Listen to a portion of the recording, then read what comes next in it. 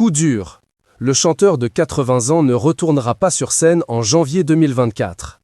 Après l'annulation de plusieurs dates fin 2023 à cause de soucis de santé, Salvatore Adamo ne montrera pas non plus sur scène pour ses 2 premiers concerts de 2024.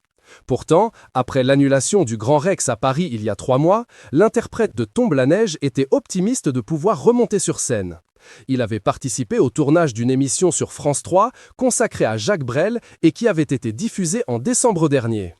Illusion, sa femme s'est confiée à Sudinfo, il est revenu fatigué, il n'est pas en mesure de tenir 2h30 sur scène. La raison de ses soucis de santé est un point de congestion pulmonaire, soit l'excès de liquide dans les poumons.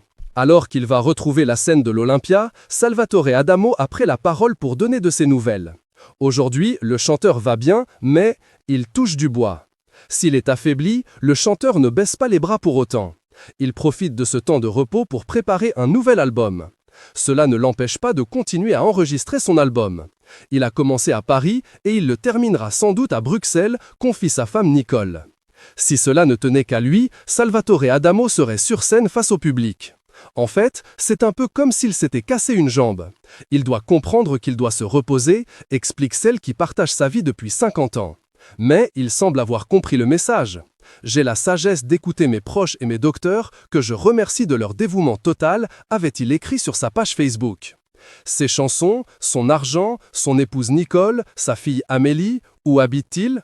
Découvrez ce que devient Salvatore Adamo en 2023. Pour le moment, le chanteur a dû annuler ses concerts du 12 janvier au Pain Galant à Mérignac-Bordeaux et du 17 janvier au Cirque Royal à Bruxelles. Désolé les amis, l'envie de vous retrouver au plus vite m'avait rendu un peu trop optimiste. J'ai encore besoin de repos. On ne peut pas forcer la nature, a indiqué l'interprète de C'est ma vie dans une note manuscrite pour ses fans. Je fais tout pour retrouver ma forme et pour revivre et partager avec vous les moments bénis que vous m'offrez depuis 60 ans, a-t-il conclu.